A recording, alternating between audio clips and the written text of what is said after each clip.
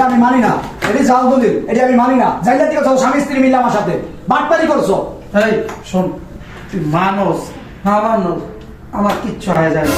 তাকে আইনের রাস্তায় নেবো, চেয়ারম্যানের কাছে যাবো, মেম্বারের কাছে যাবো। তুমি কিভাবে আমার বাপের সম্পত্তি তুমি ভোগ করো, দখল করো? হ্যাঁ, আমার দরকার এটা আমি দেখি। হ্যাঁ, আসসালামু আলাইকুম আঙ্কেল। হ্যাঁ, এই তো আছি, ভালো আছি। আপনার কি অবস্থা? আলহামদুলিল্লাহ। আমি শোনেন, আপনার যেই কারণে ফোন দিলাম, জানেন তো আমি আপনার 9 বছর প্রবাস করলাম। এখন আমি আবার ওই করবো, আপনার ওই অন্য দেশে যাবো। তো আমার যে সম্পত্তিগুলো আছে, আমার বাগেরটা আমি বিক্রি করে ফেলাম। আপনি এলাকার তো গণ্যমান্য, আপনার ছাড়া তো আর হয় না কাজটা। আপনি একটু দেখেন, খবর লাগে। আমার যা আছে আমারটা আমি বিক্রি করে ফেলাম। আপনি দেখেন, আপনি লোক লাগান, আপনি একটু সবার জানাই। খুব দ্রুত বেচেলাম, বুঝছেন আঙ্কেল? টাকা দরকার। কি ব্যস্ত আছস? আচ্ছা আঙ্কেল, আমি আপনার একটু পরে ফোন দিতেছি, ঠিক আছে? আচ্ছা, আসসালামু আলাইকুম। কি ব্যস্ত আছস ভাইয়া? আমি তো 2 বছর প্রবাস কাটাই এলাম। হ্যাঁ, আমি তো জানি আমি যে কারণে বাংলাদেশে আইছি। আমার একটা সমস্যা, আমি আবার ইটালির ভিসা লাগাই আইছি। তো 15 বছর প্রবাস কাটায় যা টাকা পয়সা ইনকাম করছি সবাই তো তোমার কাছে আমি কেসে দিয়েছি। আমার তো তোমরা ছাড়া কেউ নেই। এখন আমি চিন্তা করছি, আমার ভাগের যে সম্পদ, আমরা তো 2 ভাই, মানে বাপের যা রাইট থেকে গেছে আমাকে দেখা। আমার ভাগের যে সম্পদটা, এটা বিক্রি করে ইটালি যাবো, একবারে সেটেল হয়ে বাংলাদেশ। আর ভালো লাগে না, চিন্তা করছি ওই সম্পদ বেচা থেকে ওই যে কাকারে ফোন দিয়েছিল।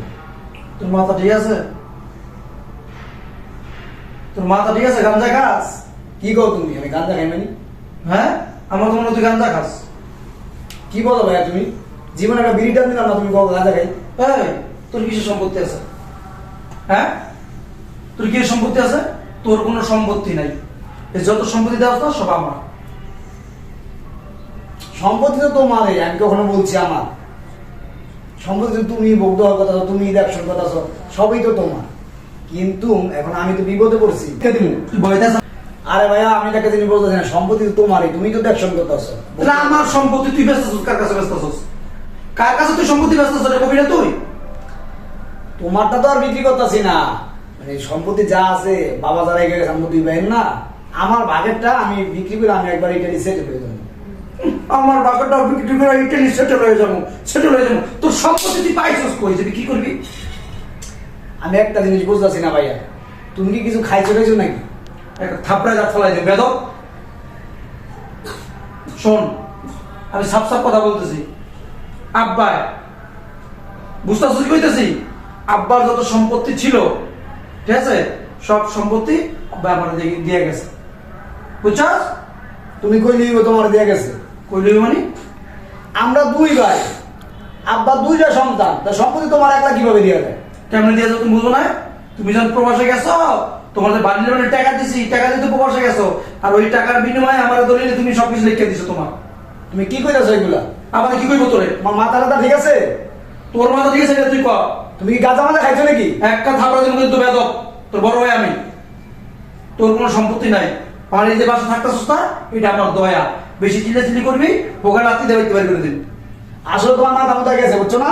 আমি যে প্রবাস হইলাম 15 বছর, আমি যত টাকা পয়সা মাসে মাসে বাড়াইলাম তোমার নামে, ভাবির নামে, আমি যেগুলো চাই দিয়েছি না। আর আমার বাপের সম্পদ তোমার নামে লেগে দিছে। আমি কি কলা গাছ ফেরে বেরিয়েছি? কি টাকা দিছিস তুই? কে টাকা দিছিস তুই? কে টাকা দিছিস তুই? 1 টাকাও দাস না। কি টাকা দিছিস? প্রবাস থেকে তুই যে 15 বছর প্রবাস করছিস, 1 টাকাও মধ্যে দাস না। যে 15 বছর টাকা তোর মধ্যে তোর মধ্যে কোন টাকা পয়সা দাস না।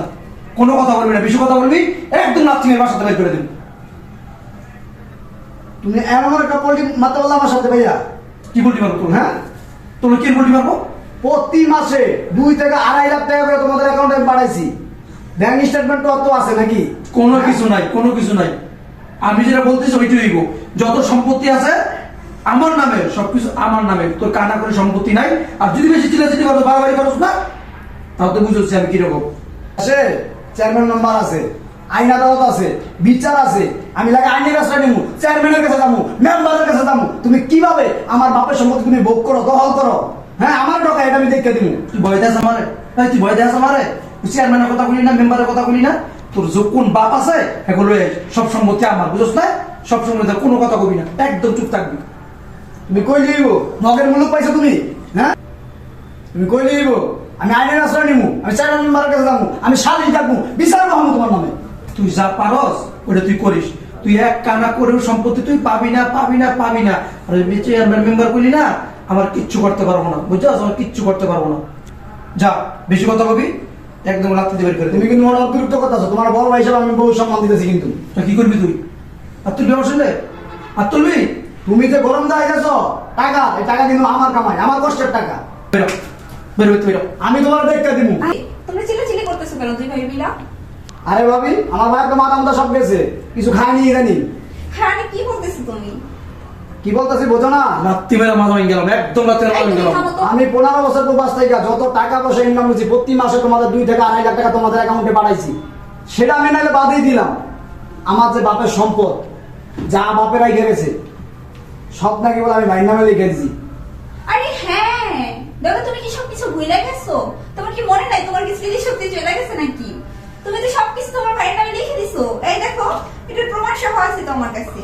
কি বলো তুমি? তোমারও কি মাথা ব্যথা গেছে নাকি? না, তোমার যদি বিশ্বাস না হয় তাহলে তুমি দেখো, তুমি বিদেশ যাওয়ার সময় দেখো। তোমার ভাইয়ের কাছ থেকে যে 6 লাখ টাকা নিয়ে গেছিলা তুমি, ওই টাকা এটা আমি মানি না, এটি জাল দলিল, এটি আমি মানি না। জাইলা থেকে স্বামী স্ত্রী মিলে আমার সাথে বাটপারি করছো। এই শোন, তুই মানুষ না মানুষ আমার কিচ্ছু হয়ে যায় না, বুঝছস?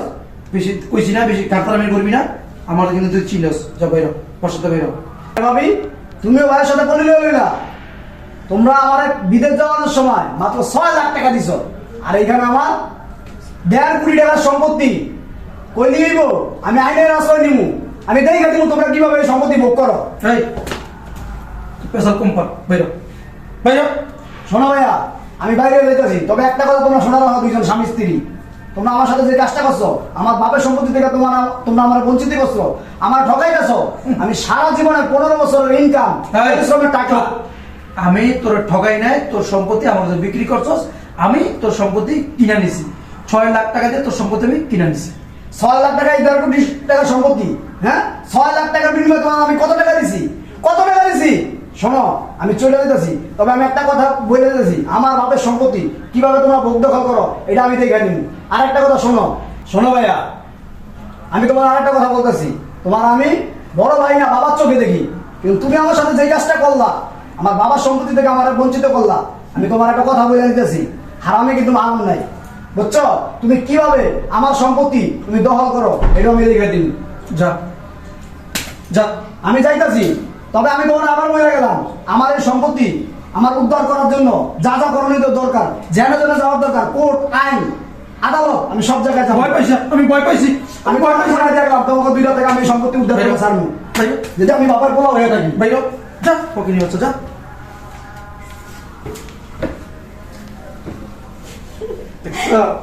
একদম গুড। তোমার আইডিয়াটা একদম ঠিক ছিল। বুদ্ধিটা তো তুমি দিছো, বুঝো না? 1.5 কোটি টাকা সম্পত্তি। আমাদের চল, বেরোবে, চল। চলো।